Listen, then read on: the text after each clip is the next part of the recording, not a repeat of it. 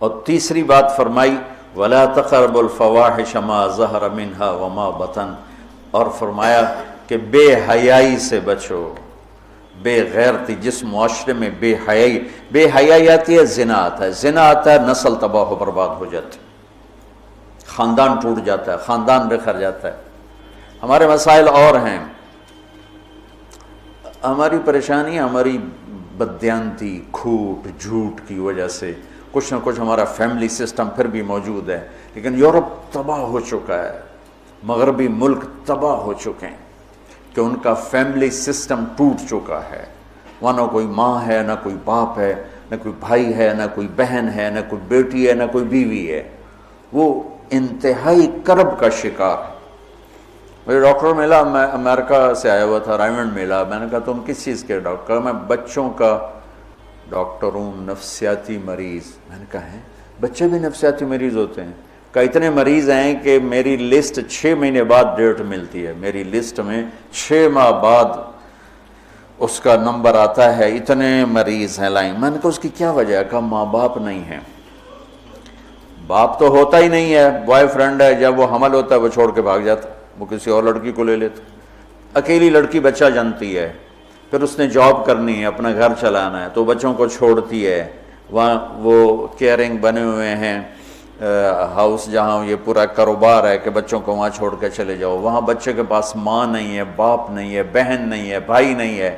وہ آنکھ کھولتا ہے تو ایک غیر مانوس ماحول میں ہوتا ہے. کہاں ہم وہاں جہاں یہ بیبی کیئرنگ بنے ہوئے ہیں سینٹر، وہاں دیواروں کے اوپر فوم لگا ہوا ہے، چونکہ بچے ٹکرے مارتے ہیں دیواروں میں، اپنا سر پھاڑ لیتے. تو وہ ہم سے زیادہ تباہ معاشرہ ہے کہ وہاں بوڑھے کی زندگی نہیں ہے، جوان کی زندگی نہیں ہے، عورت کی زندگی نہیں ہے، مرد کی زندگی نہیں ہے. اور یہ وہ یہاں تک پہنچے بے حیائی. عورت کو ننگا کیا تباہ ہو کے، عورت کو مرد کے ساتھ بٹھایا تباہ ہو کے. میرے رب نے حد فاصل قرار دیا. عورت الگ جنس ہے، مرد الگ جنس ہے. عورت کے لیے گھر کی زندگی ہے، مرد کے لیے بازار کی زندگی ہے. جب تم بڑے دانشور بنو گے اور ایک ڈیسک پہ ان کو بٹھاؤ گے تو بے حیائی. آج کی یونیورسٹیوں میں جو کھلا میں زبان سے کیسے کہوں،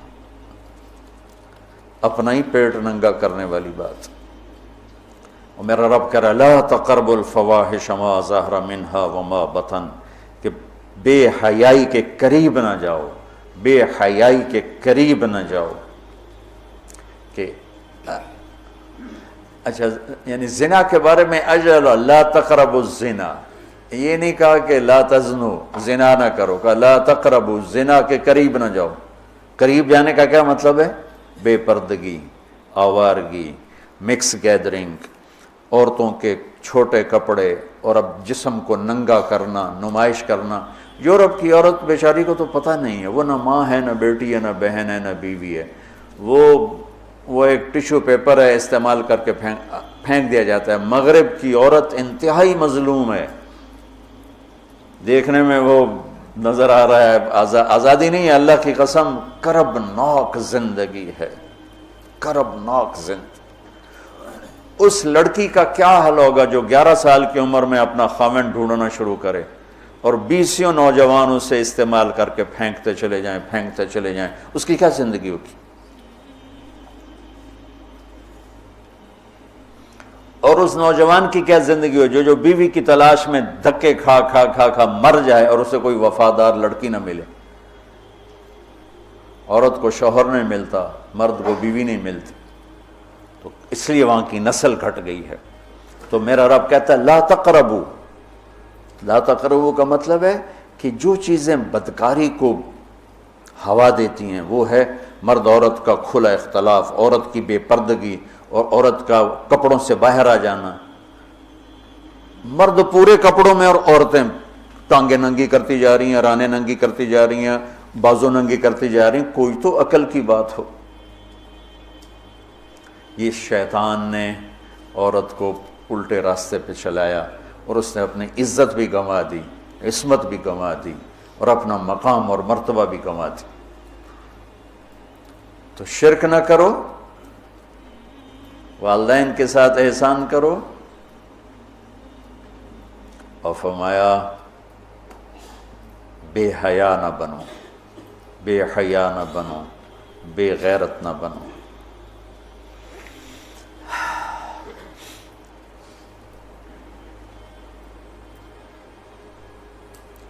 اور لا تقتلوا النفس التي حرم اللہ الا بالحق ذالکم وصاکم بہ لعلکم تعقلون۔ یہاں ایک وصیت پوری ہو جاتی ہے، اور کسی کو قتل ناحق نہ کرو، قتل ناحق۔ من یقتل منکم متعمدا، من یقتل مؤمنا متعمدا فجزاؤہ جہنم خالدا فیہا غضب اللہ علیہ ولعنہ وعد لہ عذابا عظیما۔ اللہ نے پانچ عذاب سنائے ہیں۔ جو کسی مسلمان کو جان بوجھ کے قتل کرے گا اس کی جزا ہے جہنم، خالداً فیہا، ہمیشہ رہے گا، غضب اللہ علیہ، اور اللہ اس کا اس پہ غضب ہوگا، ولعنہ، اور اللہ کی اس پہ لعنت ہوگی، وعد لہ عذابا عظیم، اور اس کے لیے عذاب عظیم تیار کیا ہوا ہے۔ عمر بن عبدالعزیز کا انتقال ہونے لگا تو بلا کے رجا سے کہا 3 بادشاہوں کو قبر میں اتارا، عبد الملک کو، ولید کو، سلیمان کو، تہجد گزار، شب بیدار، روزے دار، قرآن کی تلاوت کرنے والے، زنا سے پاک، شراب سے پاک، فحاشی سے پاک، آوارگی سے پاک۔ لیکن فرمایا میں نے دیکھا ان کے چہرے کالے سیاہ ہو گئے اور ان کے چہرے قبلے سے یوں ہٹ گئے۔ کیا تھا؟ ظالم، خون بہایا۔ سلیمان کی میت کو قبر کے قریب کیا تو ہلنے لگی، تو اس کے بچوں نے کہا ہمارا ابا زندہ ہے۔ عمر بن عبدالعزیز نے فرمایا زندہ نہیں، عذاب قبر شروع ہو گیا ہے، قبر میں جانے سے پہلے ہی عذاب قبر شروع ہو۔ بل عجل اللہ بالعقوبہ۔ ان کا ایک جرم تھا تینوں کا، ظالم، ظلم، خون پانی کی طرح بہایا۔ تو میرا اللہ کہتا لعنت ہے اس پر جو قتل کرے گا، غضب ہے اللہ کا جو قتل کرے گا، ہمیشہ جہنم میں جلتا رہے گا جو قتل کرے گا، اور عذاب عظیم ہے جو قتل کرے گا۔ تو یہ ذالکم وصاکم بہ لعلکم تعقلون، اللہ تمہیں یہ وصیت کر رہا ہے تاکہ تمہیں عقل آئے۔ فرما عداوتوں کو دور فرما، جو صاحب اولاد نہیں ان کی جھولیوں کو اولاد سے بھر دے، نیک و صالح عطا فرما، جن کو دیے ہیں ان کو آنکھوں کی ٹھنڈک بنا، جن کے بچے بچیاں جوان ہیں ان کے نیک رشتے مقدر فرما، جو مقروض ہیں تنگ دست ہیں ان کی تنگیاں دور فرما۔ یا اللہ ہم سب سے راضی ہو جا۔ وصلی اللہ تعالی نبی الکریم۔ آمین۔